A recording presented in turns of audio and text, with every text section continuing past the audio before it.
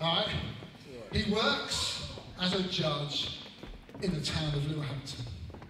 And what he does is every day people come to him with their cases. So it might be that someone's had something stolen from him. And they would come and they would present their evidence to Judge Marcus and tell them about what was stolen and who stole it. And then the judge would make a decision about what the punishment should be for the person who stole it. But Judge Marcus is a pretty grumpy old judge. He's a grumpy old judge, he really is. And do you know what? He doesn't really believe in God. He doesn't believe in God. He's got no faith in God. He doesn't even fear God. He's like, oh God, I'll do whatever I want. I don't care about God. And he doesn't care about people either. So when people would come to this judge, do you know what? Most of the time he wouldn't even turn up. He would stay home, all right, and just read his book. He didn't care. He wasn't a very good judge. He was an unjust judge. He wasn't very fair. He wasn't good at his job. Well, there was this widow. Now, a widow is someone who was married, a lady who was married, her husband has died. All right? And there was this widow. And all the women are now panicking, thinking, who's he going to choose to be the widow? Okay, so, go on, Annie. You're going to be the widow for me? Come on then. Come and be the widow. Sit down. Yeah. So, Annie, the widow, comes, do you know what? And she turns up. And she comes to the judge, and it's a day when the judge has decided he would be there. And she starts to explain what's happened. Because actually, she's been treated really badly. She's a widow, she's on her own, but someone is trying to take over her house. They're trying to kick her out of her house. Because they want to build this wonderful new development of lots of flats and make loads of money. And they're trying to kick her out, and actually, they're making life really difficult for her. Really hard. And so she comes to the judge, because that's the person she should come to, and she explains her case. And she says, this horrible man, Clinton, is trying to kick me out of my house. Trying to kick me out of my house. And wants to build flats. And this is my home. This is my home. If he kicks me out, I've got nowhere to live. I'll be alone. I'll have nothing. Well, he doesn't care. He doesn't care. Oh, go away, old woman. I don't want to listen to you. Right? But you know what? The next day, she comes back. And she does it again. And she goes before the judge and she pleads her case and explains it. And again, no, go away, go away, go away. Terrible, terrible, terrible. You can stay there, Annie. It's right. You can stay there. Stay there, stay there. All right? Day after day after day after day after day after day after day after day after day, she turns up at the court and pleads to the judge.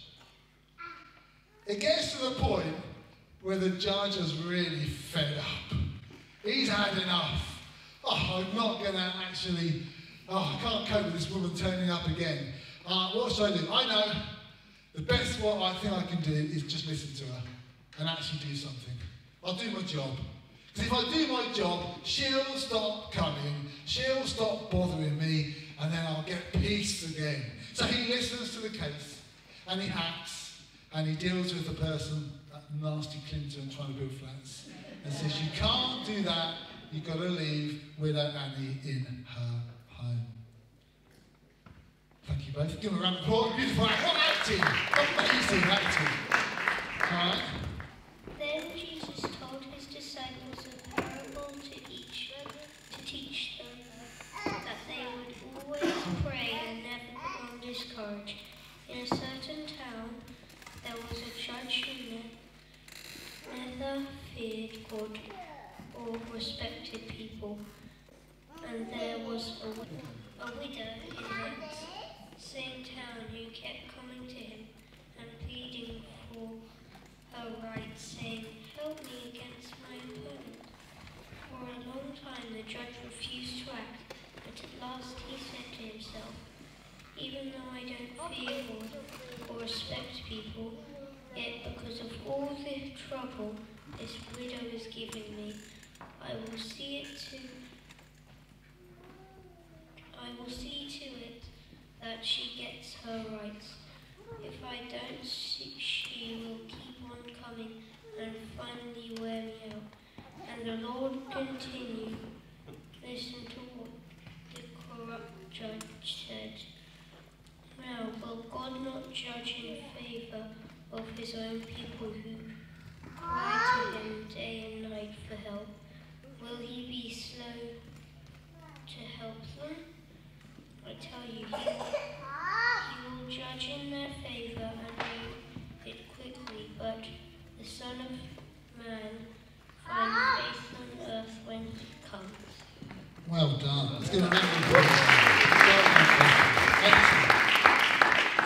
Okay. The widow gets heard eventually. She gets heard eventually. So that's what Ezra read to us. Right? A parable that Jesus told, a story that he told about this widow who was being treated badly by somebody, an opponent, and the judge who just wasn't listening, didn't respect the job he had, didn't care about people, he wasn't listening. But by her persistence, by her keep coming and coming and coming and coming and coming, eventually she wore him down.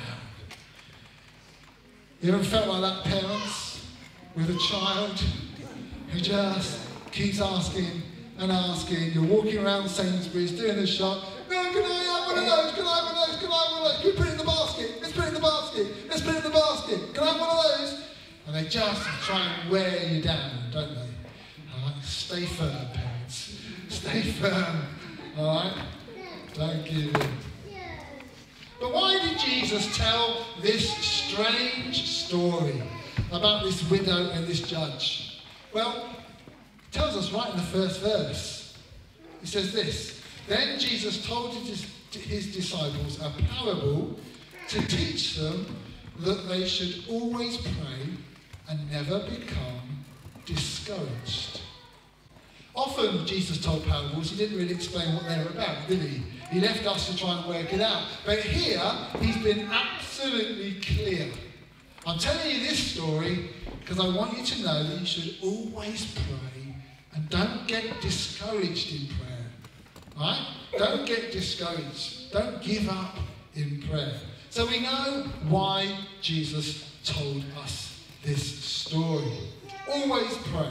Just like that widow who kept going to the judge, kept bringing her case before the judge, we can come to God in prayer every day, every hour, if we want to, every minute.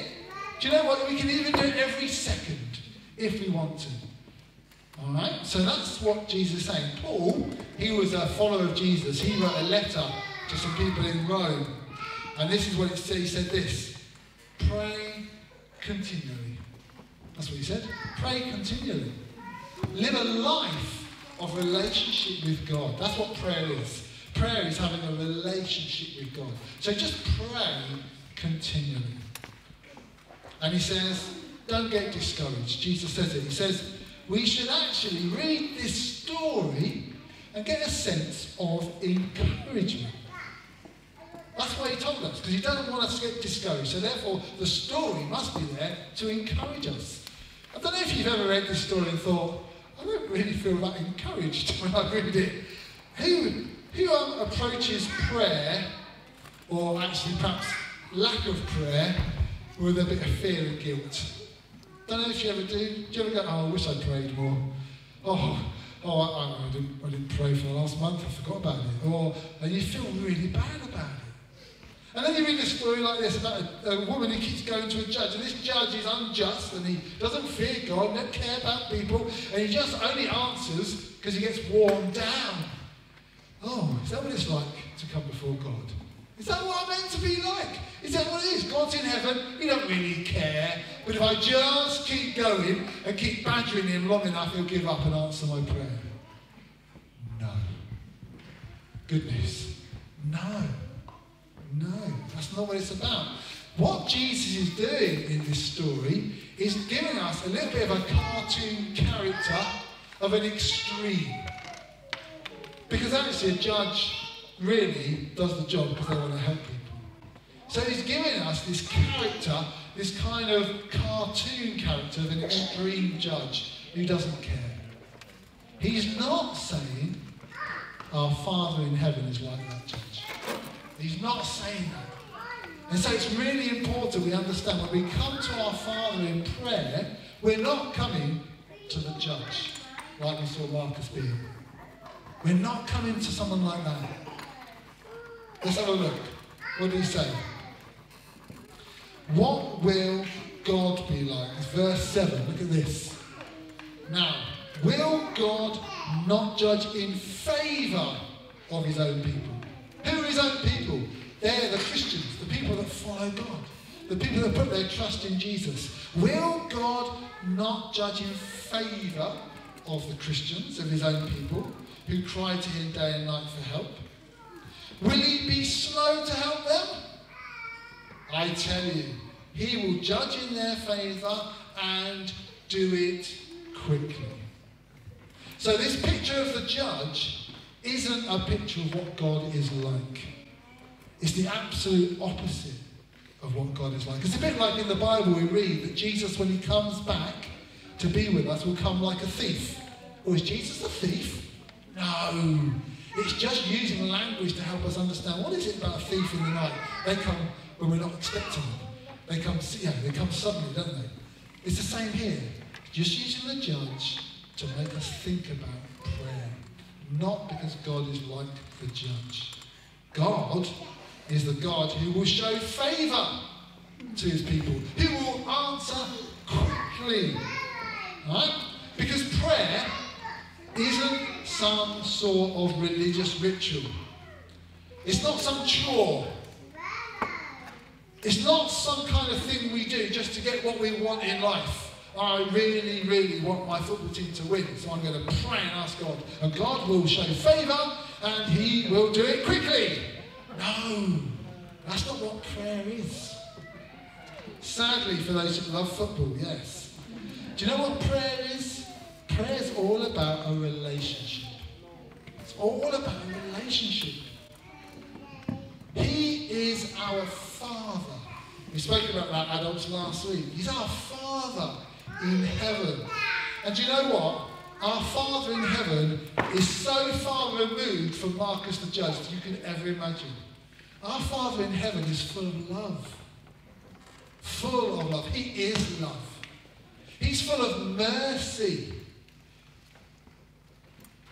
Oh, it's wonderful. He's a God of justice. He's a God who judges in favour of his people. And he isn't a God that's slow to help. He acts quickly. He hears our cry and he acts. Some of you are thinking, I've been praying for this thing for the last 20 years. You're telling me he's quick? Yeah. That's what Jesus is telling me. He's quick to act. How does God answer prayers? Anyone have any understanding of the kind of ways God answers our prayers? Often, he says, yeah, yes. Sometimes he kind of says, well, yeah, but just wait. This isn't the right moment. This isn't the right moment. Just wait. Trust me. And he likes to take us on a journey of trust with him. He's answered it, but he's just saying, just wait. And sometimes when we ask for Crystal Palace to win, he just outrightly goes, no. That's George's too. Yeah? Sometimes he says, no, because he's a loving father. Just as my dad would have said no to me sometimes as a kid growing up, he was doing it for my good, to keep me safe, to train me, to grow up. God does the same. But he's always quick to answer. I know he's quick to answer. Why? Because Jesus has told me this parable. So I can trust it. And it means I can trust the outcome. I can trust the outcome. So as I'm praying, and one of the things I do in my prayer time, I try and read the Bible, prayers and read the Bible. I talked to you last week about being still. I'm trying to be still before God and let God speak to me and listen to his voice. But another thing I do is I have a little book with a list of things I'm praying for. And I pray for them and I tick things off and they're answered.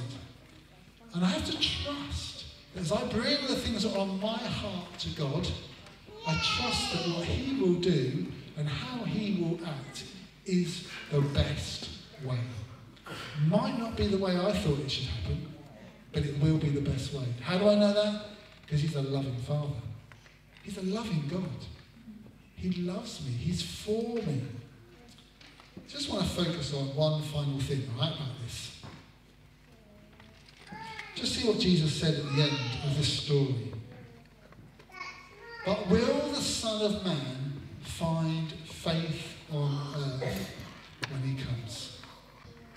It's a strange last line, isn't it? He's been talking about a judge, he's been talking about a widow, bringing their request, and eventually the judge is worn down and answers. And then he says, but God's not like that. God's not like that. He shows favour. He'll act quickly. So we can talk to him, we can pray about anything, praying continuously. But then he puts this last line. So Jesus one day is going to come back to be with us. And everything's going to be restored. The heavens and the earth will be renewed. And we will be living with him in peace and joy. It's going to be amazing. But then he says this. Will the Son of Man, that's Jesus, find faith on earth when he comes? What's he talking about there? He's been speaking about prayer, hasn't he? Well, I think what he's saying is there is a link between faith and prayer. That's what I think Jesus is saying. There is a link between our faith in God and the evidence of that faith in our praying. I think that's what he's saying. Will Jesus find people of faith when he returns? Will he find people of prayer? See, the two go hand in hand together.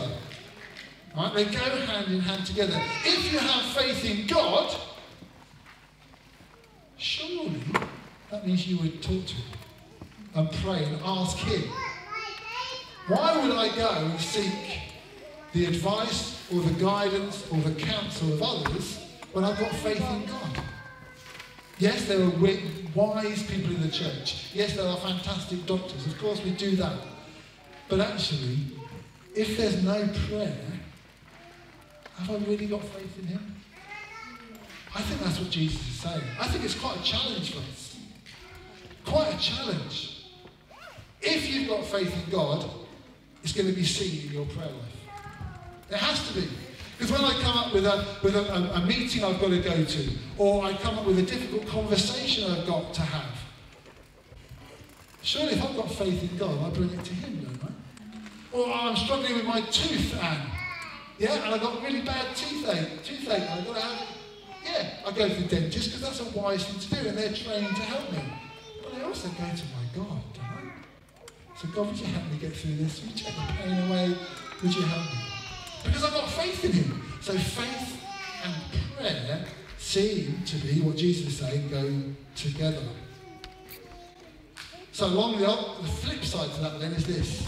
If I'm not really praying, if I'm not really cultivating this relationship with our Father in heaven, have I really got faith? Have I really got faith? Am I really trusting him with everything? I want you to hear this really clearly. This is not a message from Martin saying, you're not saved if you haven't prayed last week. I'm not saying that. I'm not saying that. Do you know what? We come under the grace of God. Nothing you do, your praying can't save you. Alright? You can't save yourself by praying lots, by doing certain rituals. We can't save ourselves. So I'm not saying your praying saves you. But what I'm saying is God has rescued you and you put your faith in him. He's inviting you into this wonderful relationship. Wonderful thing he wants to do. He wants to speak with you. He wants to talk to you. And so I do want to encourage you, if prayer has been a thing of struggle for you in your life, all right? If actually setting aside time just to talk to God has been a struggle, a couple of things I want to just suggest. One, put something on your phone that comes up as a reminder at a time when you know normally you've kind of got a bit of space. That might be 9 o'clock at night. It might be 6:30 in the morning. Put something, because phones govern our lives a bit for many of us, doesn't it? So if you put something where it flashes up and goes, why don't you pray? It might remind you, just go, oh yeah, I want to pray.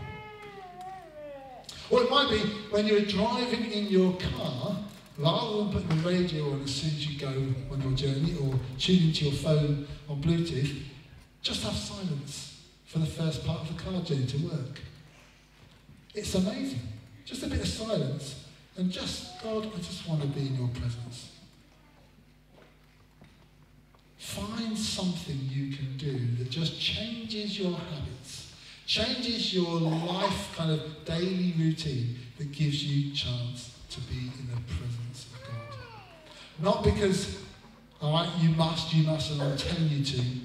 I just want to say to you, the joy there is in having fellowship with our Father in heaven is just so wonderful. To know that He's for me, to know His favour upon my life, just to be still in His presence. Do like I've done on my watch. I've set my 4 minutes. So I sit, press play, let it go for 4 minutes, and just be still in the presence of God. Find a way just to start a new habit. Kids, right? A good time to do this is just when you get into bed. You might read, I don't know if you read in bed and read a bit of book, but when you put your book down, before you go to sleep, just say, God, I just want to talk to you. I want to tell you about my day. Because He wants to hear about it. And you can just hand over to Him the things that you might be worrying about. Thank Him for the wonderful things that have happened in your day. I want to encourage you.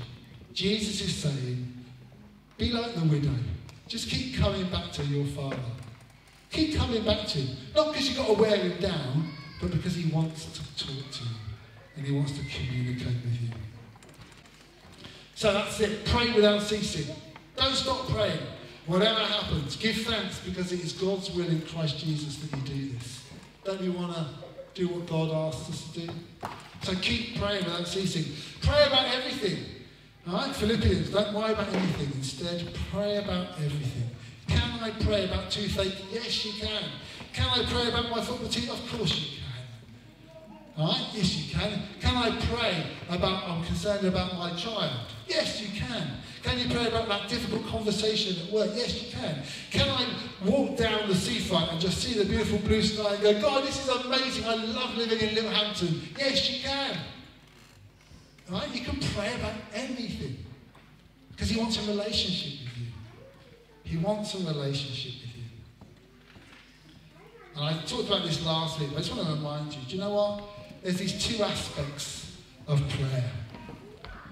Personal prayer, getting away on your own, being still before God. So important, so helpful, but also corporate prayer. And I just want to tell you a story.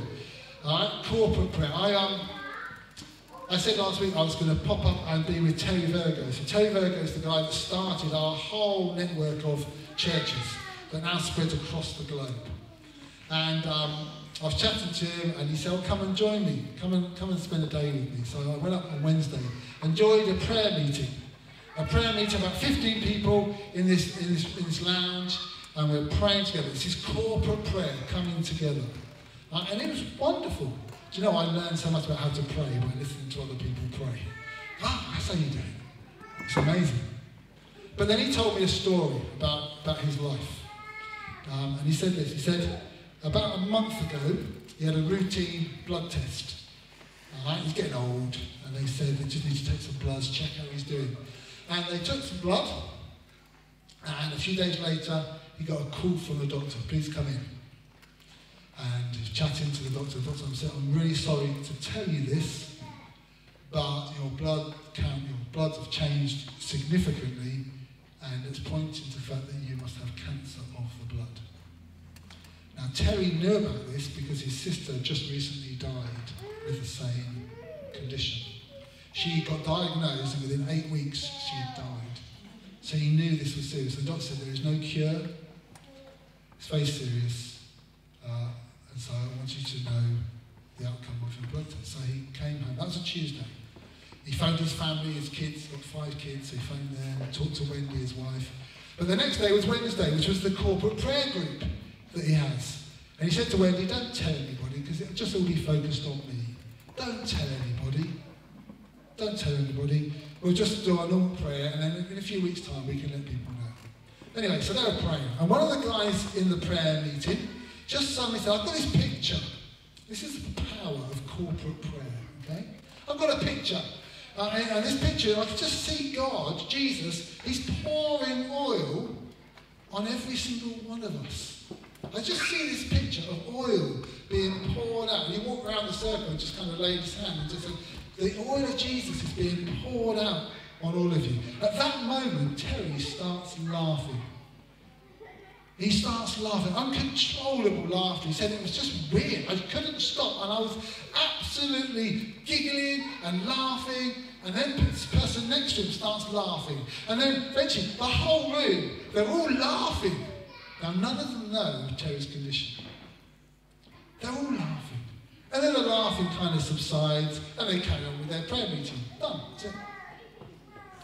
The doctor phoned Terry a week later and said, I'd like you to bring Wendy in. I'd like to take some more bloods. I just want to explain to Wendy the seriousness of it and the situation.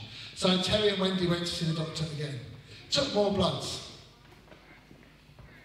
A few days later, doctor's on the phone. I can't explain this. I can't explain it. We never make mistakes with blood tests.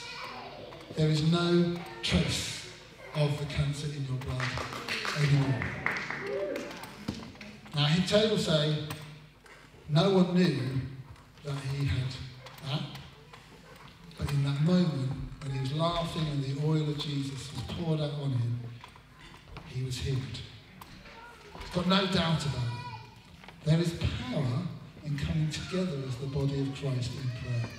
Things happen. And so I want to encourage you, be people of prayer, pray together. Life groups, spend time praying together, praying for one another, praying for situations. Because there's something wonderful about coming in the presence of God together. So remember this. God, our Father in heaven, is not like Marcus the judge. He's not a grumpy judge who needs to be worn down in our prayers. He's quick to answer. He wants to show favour on his people. But Jesus is saying, be like Annie the widow. Pray continuously. Keep coming to your Father because he loves you and he wants to talk to you.